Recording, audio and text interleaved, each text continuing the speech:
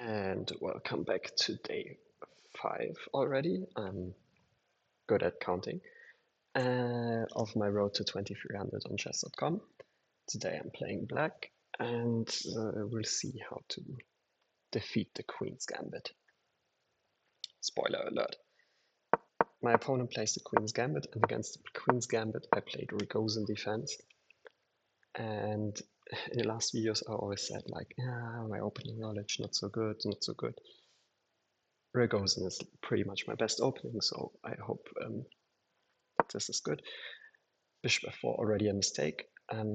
It, if you don't really know the Rogozin, then you might think that taking on the c4 pawn and keeping it is bad for black, but it's actually not. Actually, in a Rogozin, it's pretty often that we take on c4, and if white doesn't really fight it correctly, then we can keep the c4 pawn and be up a pawn.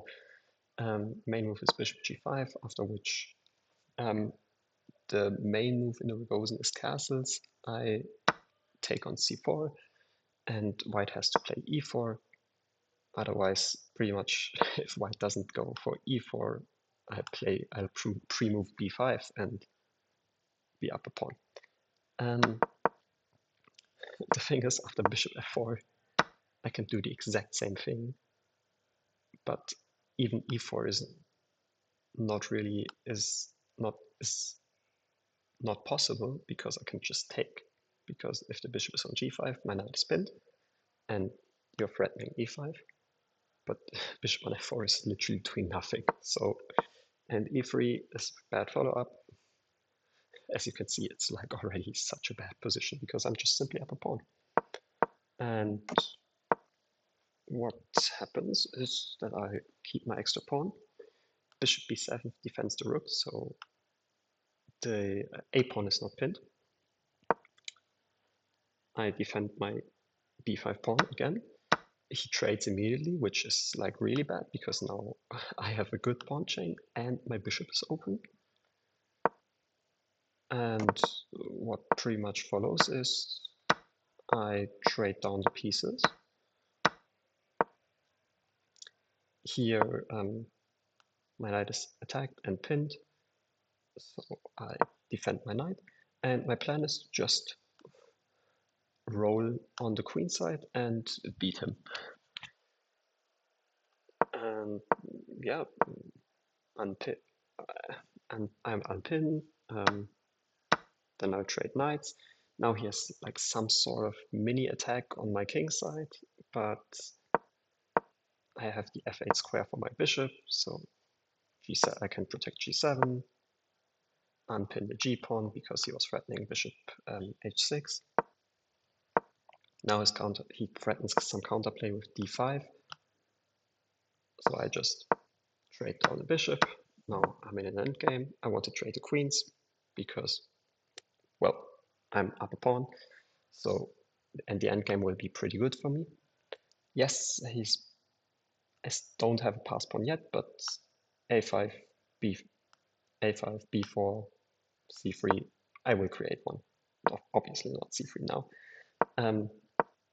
Preventing his counterplay. Now he has a pass pawn, but I can just simply blockade it. And now I can force a queen exchange because otherwise I would have won the d5 pawn. And yeah, we trade the pawns and I win the h5 pawn. I'm up 2 pawns, and yeah, now it's just a technical question. And let's say my technique wasn't 100% spot on. But yeah, his position is just so good. I kind of mess it up. I thought I can just win the b pawn outright, and well, I kind of overlooked this that he can just win my b pawn and defend his b pawn parallel. But I can, after king a3, if he tries to defend his f4 pawn, I can push him away. And yeah, he wins a pawn back, but Now I have two pass pawns, which will roll pretty quickly, and he has one pass pawn. And the idea is, in this position now, get my rook behind the pass pawn. In case he gets far, sacrifice the rook for this pawn. And meanwhile, I will get my two pass pawns up the board, and they beat the rook. If you get two pass pawns on super far, my king is also very close, his king is not close, they will beat the rook. So yeah, that's about what happens. I push my pawns. One thing I would need to watch out for is if he tries something like this. I mean, it's still completely winning, but if he tries something like this, then it becomes a race. In this case, I win the race, but yeah, I don't want to play this. In this case, I have easy queen b1, but yeah, it could become kind of difficult. So if he were to ever like move his rook to a position where he could block my rook's influence, it's like let's say something like this.